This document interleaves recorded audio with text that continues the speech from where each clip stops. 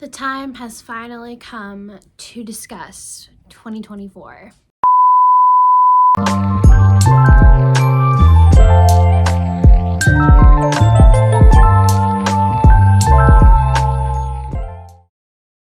Hey guys, what's up? It's Ashley. Welcome back to my channel. And yeah, we have a few days left of 2023, so it is time to talk about all of the books that I am excited for in 2024. Now, to make this video easier, I literally only chose the books that are being released that I personally am excited for. I know that there is a ton of things coming out next year, but specifically there are ones that I have marked on my calendar that I have countdown days for. A lot of these are continuances of series that I love. So yeah, I am just going to talk about all of the books in 2024 that I am interested in. A few of these don't have specific release dates yet, but they do have like a time frame-ish of when they will be released, and then I don't think I have anything going past August. So I might be forgetting some like really obvious ones, but these were the ones that I just happen to know for sure the dates, and I'm just really excited for those books to be released. First up in January on the 24th, I have The Pucking Wrong Date by C.R. Jane. This is the third book in the Pucking Wrong series, and I read both of them in October, and I really enjoyed them. This is a stalker, unhinged, toxic, dark hockey romance series, so if you like those tropes, I would definitely look this one up. But our hero in this story is Walker, and Walker was introduced in the second book, The Pucking Wrong Guy, and he's described as a Disney prince-like guy just because he's very attractive and he's very kind and happy and sunshiny all the time. I'm really excited for that book, so that one is the first on my list. And then on January 30th, we have the release of Crescent City 3. Now, I have not read Crescent City yet. As I am currently filming this, I am halfway through Crescent City 1, I think. Is that Earth and Blood? I don't know. I keep forgetting the names of these. I will keep referring to them as CC1, CC2, and CC3. But I am really excited about this. From what I have heard so far, there might be some Barnes & Noble release parties for this book. So I'm just really excited. So like I said, as of right now, I am currently reading the first book, and then I'm hoping to jump into the second book next week, just because I do still have another week and a half left of Christmas break, and it's just the perfect time to get these heavy fantasy reads in. First up in February, on the 3rd, we have What Sleeps Within the Cove by Harper L. Woods. This is the fourth book in the... I can't remember what the name of this series is, but I really like it. Okay, what was the first one? What Lies Beyond the Veil. It's that series. Anyway, I really enjoy this. If you like ACOTAR, From Blood and Ash, those kinds of books, I would definitely look up the series. I have not read the third book yet, but I'm really trying to get back into fantasy for 2024. I did not read a whole lot of it for 2023. I pretty much just read a few and then Throne of Glass, but as I'm reading Crescent City right now, fantasy is definitely something I want to dive back into, so I'm really excited for this release, and hopefully I will read the third book again like next week. Just like I said, it's a perfect week to get in those fantasy reads. And then next on February 8th, we have Serpentine Valentine by Gianna Darling. Gianna Darling has finally made her way back into the book world, and we are so happy to have her. So this is the second book being released after Caution in the Wind, and this is supposed to be a sapphic romance with a Medusa type of retelling. I have only read one sapphic romance. It was Tris Six Venom by Penelope Douglas, and I read it back in June, and I really enjoyed it. So I definitely, for 2024, I want to be reading more sapphic, more MM. I did read several more MMs in the back half of this year, but it's something I want to do more of in 2024. I definitely want to diversify my reads, and so that one is definitely high on my priority. And then on February 13th, I'm sure this is everybody's like number one most anticipated read for the year. We have Magnolia Parks Into the Dark. As I am filming this, I have started Magnolia Parks The Long Way Home. I do love this series. I do want to say that, but I am a person that I prefer Daisy to Magnolia. Magnolia just kind of reminds me of a lot of girls that I went to high school with that definitely needed that romantic validation from every single male in their life, and so she kind of just really irks and annoys me, and so it's why I've held off on it so long, because I just want to read more Daisy Hates. But I'm ready to finally make that dive into it. I'm annotating it, so I'm slowly making my way through, but that is definitely another 2024 release that I am looking forward to. And then on February 16th, there are 2 releases that I'm excited for. The first one is Where's Molly by H.D. Carlton. This is going to be a new spin-off from the Haunting and Hunting Adeline duet. I really enjoyed those books, but I have not read them since they initially were released about 2 years ago. So it'll just kind of be nice to jump back into this world and not be so familiar with things. It's kind of nice to have a break. So I'm really excited for that one. I know it's probably going to be the darkest thing I read of the year, but we shall see. And then also on February 16th, one of my top anticipated reads is Fierce Obsession by S. Massery. This is going to be the final book in the Hockey Gods series. This is going to be Knox's book. I am so excited for it. I will probably be reading this before the release date because I am on her ARC team.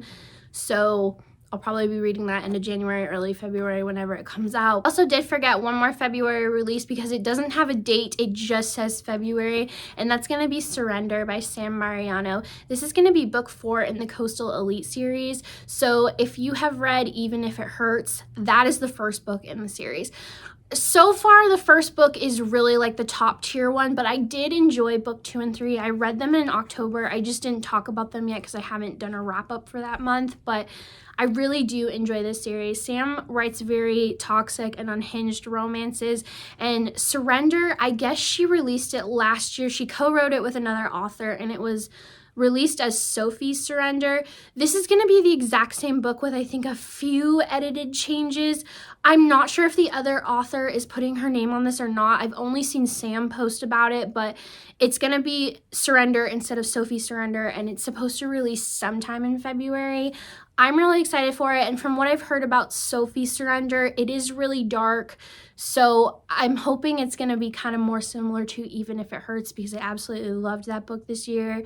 But yeah, I'm definitely looking forward to that release. And on March 7th, we have Blitz by Devney Perry. This is the second book in her football series. I can't remember the name of it, but the first one is Coach, and I did read it last year when it came out, and I really did enjoy it. So Blitz is going to be the second book in the series, and I'm sorry, I can't even remember who the main characters are going to be, but I do love football, and I did love reading Coach. So I know that I am going to love this one. I do remember looking up the blurb and everything for it while I was reading Coach and remember being intrigued for it. So definitely excited for that. And then the very next day on March 8th, we have Dark Delights by Mila Kane. I'm actually glad I waited to film this until today because I was going to film this yesterday, and this book originally had a different release date. I think it was set for February 7th, but things got pushed back. So that sucks a little bit, but this is the second book in a dark bully hockey romance series. I did talk about this in my dark hockey romances for Kindle Unlimited video that I released like last week or something. The first book was really good. It's like a foster brother type of situation. This book, I am really looking forward to it. The characters are teased and set up a little bit in the first book, and from what I remember, he's a rich guy, and I think they live in the pool house, like her mom cleans his house or something. So he definitely looks down on her for that. So really, really excited for that. Also in March on the 21st, we have Pirate Girls by Penelope Douglas. If you guys have followed me and my channel for a while now, you will know that Penelope is my absolute favorite author, and I credit Penelope for being the reason that I love such dark and twisted shit. So this is going to be the second book in the Falls Boys series. No, I'm sorry. This is going to be the second book in the Hellbent series. This is the spin-off series to the Fall Away series. This follows their kids. I'm really excited for this one. From what I remember of how it was set up in the first book, is this is going to be kind of a love triangle with 2 twins. Definitely excited for that. Penelope has yet to disappoint me. So and then wrapping up March on the 28th, we have Dirty Snipe by Elle Ann and Claire Marta. This is going to be the third book in another new hockey series that I read that I absolutely loved. This is after Filthy and Broken Puck that I talked about. I think it's going to be another duet with another couple, but it's going to be yet another bully hockey romance, and I just love bully romances. I love hockey romances. Put them together and you have a recipe for success. And then for April, on the 2nd, I have Just for the Summer by Abby Jimenez. I absolutely love the last few releases that she has had. Part of Your World and Yours Truly were both of my top reads for last year and this year. So spoiler alert, that will be in my upcoming video. But I don't know. There is just something about the cinnamon roll golden retriever hero that just gets me every time.